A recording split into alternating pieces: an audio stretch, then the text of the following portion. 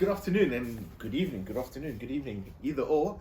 Welcome to once again one of our very special vlogs that we're going to be shooting today. Special in the sense of this little number that's sitting on the table with us. I'm a big fan of Delaire. I don't know how many of you have been out, but I mean I've had the pleasure of dining there a few times, spaing there a few times, taking my girlfriend there for very luxurious afternoons. And I remember taking my parents, and when my dad opened the menu, he's like, geez, this place is expensive. And and at the end of the day, after our lunch, he said, every cent well spent, and it's not expensive if you think of what you get. Absolutely. The moment you drive in there, it's worth $1 million. Sure. Because it's got a view. The gardens are immaculate. So as you drive into the estate, you've got this expectation of excellence. And as you drive in, you've got all the beautiful artworks. And then you've got this estate that it's always different. And they've got the diamond shop. I mean, Delaire Graff, he is the owner. And then when you start to learn more about the estate, you hear about what they do to give back to the community, give back to local education. So it's so much more. And on top of that, Morne Frey, he's a member of the Guild, of the Cape Winemakers Guild, and he's an exceptional winemaker. And I've seen him going through his journeys as well. So this wine is special in many ways, that this farm celebrates art. And you and I, well, our favorite art form to enjoy Be careful now. is wine. What did you No, it's wine, of course, it's wine. So, yeah, you could obviously hear that Summer has frequented the property a lot more than what I have. However, that being said, we're going to be chatting about this wine in our glass, and it is a 2018 Bordeaux blend. And I personally associate elegance, class, finesse with this property, and exactly what you're saying. You drive into the gates and you automatically feel you're in a different level. And the personnel, from the moment you enter the gate right through to the tasting room, everybody's knowledgeable. And you find that not very often, where you go to a property where from the person that enter the gate right to the tasting room, everybody's knowledgeable on the property, on the wines, and everything else that goes with it.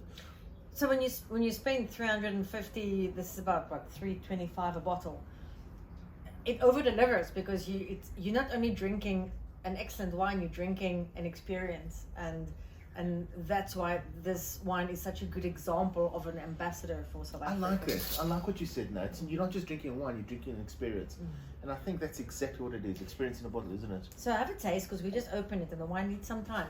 But I just quickly want to stop on the word Bordeaux inspired or Bordeaux blend. We know, you and I know, it's the classic varietals that are grown in Bordeaux. Cabernet Merlot, Cabernet Franc, Petit Verdot, and Malbec. Malbec, they don't even grow much more in Cahors in France, but not in Bordeaux as such. But I mean, and now with global warming, the game's changing. They're planting other varietals. So in South Africa, it's a homage to the wines that do well there on that warm, gravelly soil, or the clay soil, as Merlot likes it more. But what we're trying to say is that South Africa can also make wine on similar soil with an expression that is a South African Bordeaux-inspired wine. Right. Absolutely right. Yeah, you couldn't put it. We're not trying to make. You're really slotting in your sentence as well, aren't you?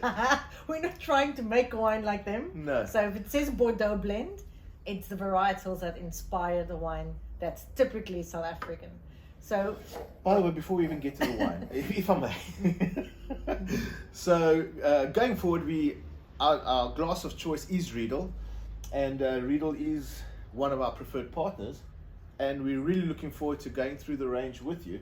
And we will be doing a tasting purely on the different Riedel glasses going forward.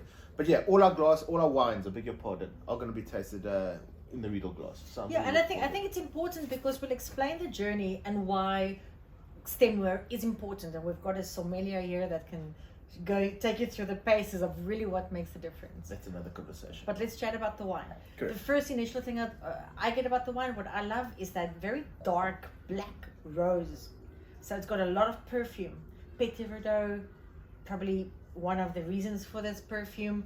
Cab will bring more of a black fruit, black fruit, but also violet. I'm talking now specific about this perfume palette. The moment the wine's got perfume, I'm attracted to it. And you, what are you mostly attracted to about the wine? Well, let me taste it and I can talk you through it. And it's got the earthiness of a cab. There's nothing green about it, but there's definitely a lot of intensity. It's proximity to the ocean. Probably what? It's Stellenbosch. It's on the Helshoogte. Botmaskop, isn't it? Botmaskop mountain peak. About 6 kilometers that's from what Stellenbosch. that's the wine's named after that. Yeah, Koppie. 28 in Botmaskop, yeah. So what did you just say? Botmaskop. So yeah, initially I'm getting loads of fruit. I'm getting spice. I'm getting a warm spice.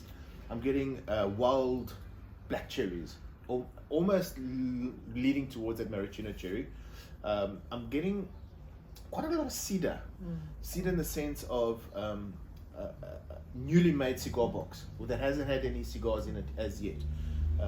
On the nose, on the palate, it's got something that It's too young for that. It will still develop more of that. Sure, but on the palate is exactly what I'm looking for with regards to a blend dominated by Cabernet Sauvignon from the Stellenbosch, from the from the Franschhoek region, and that's that fruit driven. It's got a lot of fruit driven. What did you say, Franschhoek? Helshoogte, Stellenbosch. Yes, sorry, but you were talking about Franschhoek from Helshoogte. I beg your pardon. Very, very professional. But yeah, that's fruit-driven wine with very well integrated tannins. I know you say to me, don't always go with oak, but yeah, it has spent quite a bit of time in oak. Yet the oak has contributed in a non-aggressive way in this case. Another reason, oak can raise the price quite a bit because this wine has seen 50% oak. But sometimes the fruit justify it, and in this case it does. The fruit is ripe and plush, and going back to the property, and you'll see when you watch this video and on this slot that we're pairing it with a recipe that was done by chef at Indochine.